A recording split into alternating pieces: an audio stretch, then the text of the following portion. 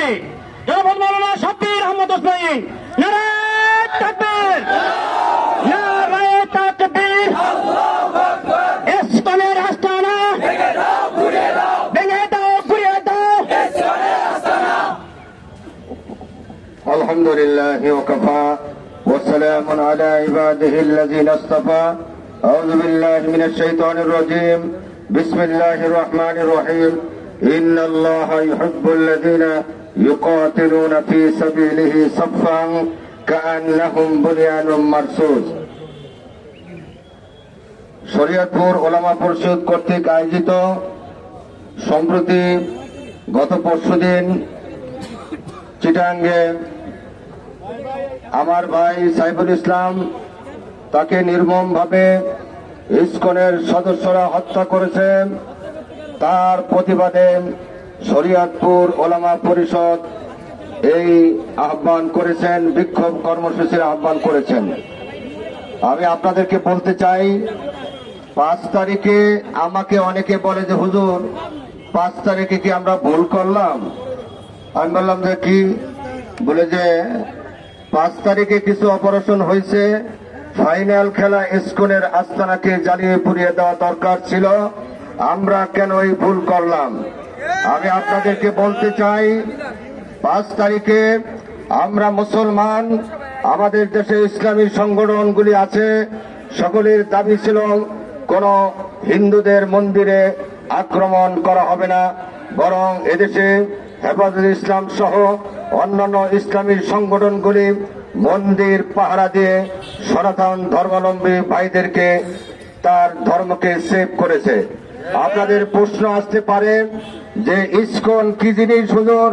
ISKCON তো আমরা বুঝতে পারি না, অল্প সময়ে বুঝতে হবে। ইসকন এটা একটি জঙ্গি সংগঠন, সেটা ভারতের মদত পুষ্টে এটার জন্ম হয়েছে। আপনারা জানেন, আমরা পিছনের সরকারদেরকে বাংলাদেশের ইসলামী সংগঠনের ওলামায়ে কেরাম যারা আছেন, আমরা ইসকন সম্পর্কে অনেকবার অবহিত করেছি। সরকার আমাদের কথায় কেউ কর্ণপাত করে নাই। তারা যে জঙ্গি সংগঠন সেগুলো হাজারো প্রমাণ আছে, বরং তাদেরকে জঙ্গি সংগঠন না বলে এই দাড়িওয়ালা টুপিওয়ালা মোল্লাদেরকে তারা জঙ্গি বানিয়ে এই প্রথম আলো পত্রিকা সহ দিল্লির আরো কিছু তাবেদার পত্রিকা সহ আমাদেরকে জঙ্গি ট্যাগ লাগিয়েছিল। সম্মানিত উপস্থিতি, ভাষা বুঝতে হবে যে আজকে জঙ্গি কারাম, ইসকন, সনাতন ধর্ম যেই ভাইরা আছেন তাদের ভিতর থেকে একটি সবচেয়ে জঙ্গি বড় সংগঠন।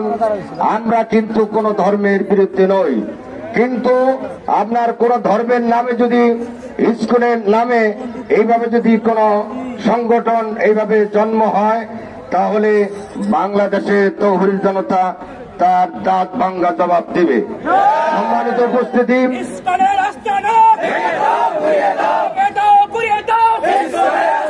আমরা গভীরভাবে লক্ষ্য করছি এই ইসকনকে যারা মদত দিচ্ছেন, তারা 5 তারিখে যে আমাদের বিজয় হয়েছে, পরাজিত শক্তি, তারা ইসকনের পক্ষে মদত দিচ্ছে। আপনারা ভাববে, যদি এরকম চিন্তা করেন, 5 তারিখের পরে ছাত্র জনতা ওলামায়ে কেরাম তারা নীরব হয়ে গেছেন, আপনারা যা ইচ্ছা তাই করবেন, সেটা কিন্তু আর সুযোগ নেই। আপনি দিল্লিতে বসে বসে যত চক্রান্ত করবেন, বাংলাদেশের তৌহিদি জনতা সেই চক্রান্তকে নস্যাৎ করে দিয়ে আবারও আপনার 5 তারিখে আপনার এই আমাদের বিজয় যেমন অর্জিত হয়েছেন, আবার আমার ভাই সাইফুল ইসলামকে হত্যা করেন, আবার নতুন ভাবে ছাত্র জনতা, তৌহিদি জনতা, সকল শ্রেণীর মানুষ নতুন ভাবে জেগে উঠেছে। আমরা ইসকনকে নিষিদ্ধ করার একটা সময় হয়েছে। আমি সরকার বাহাদুরকে বলতে চাই, আপনি জনগণের ভাষা, মনের ভাষা বুঝতে হবে। আপনি যদি বুঝতে ব্যর্থ হন, তাহলে যে কোনো সময় বাংলাদেশের তৌহিদি জনতার হাতে আমাদের এই অবস্থা, আমাদের এই ক্ষমতা আমরা নিজ হাতে নিতে বাধ্য হব। যদি বিচার না করা হয়, 24 ঘন্টার ভিতরে ইসকনের ওই যারা সহিংস আপনার যারা সদস্য আছে তাদের গ্রেপ্তার যদি না করেন তাহলে যে কোনো পরিস্থিতি এই সরকারকে বহন করতে হবে। নাসরুম মিনাল্লাহি ওয়া ফাতহুন করিব ওয়া বাশশিরিল মুমিনিন।